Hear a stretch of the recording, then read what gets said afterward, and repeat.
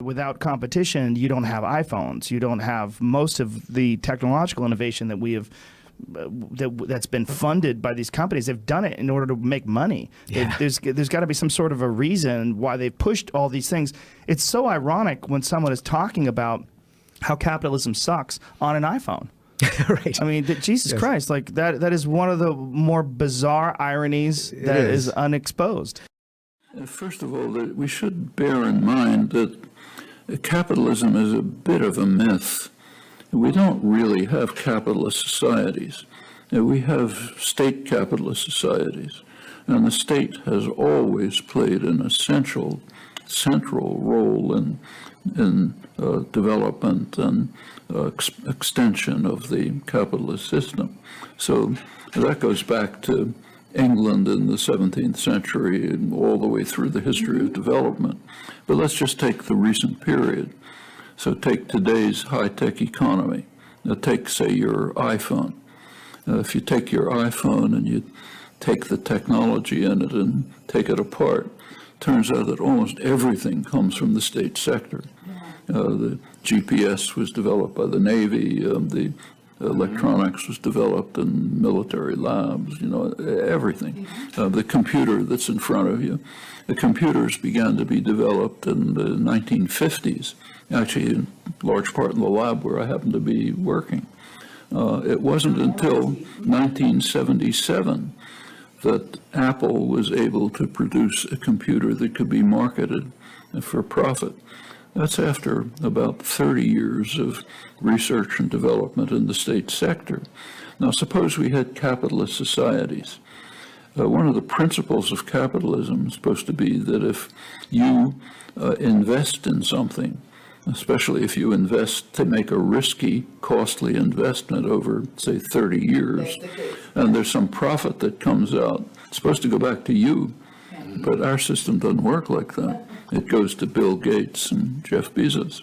The public pays the costs through various devices, university labs and so on. And then after many years, something is handed over to private corporations and they make the profit. Same with the internet. The beginnings of the internet were in the late 1950s, actually in the same lab where I was working at MIT.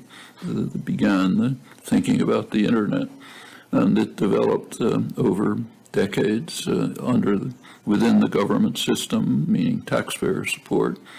Finally, around 1995, the public made a gift, simply a gift to private corporations to say, okay, you guys can have the internet that we developed.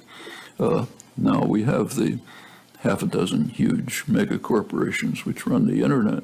It's public gift, And in fact, across the board, that's the way it is. The same if you go back to the 19th century, when what was called the American system of production developed, kind of amazed the world, mass production, quality control, interchangeable parts. Most of it was developed in government armories. That's where you can do experimentation. You can make investments for the long term. Private corporations don't do that.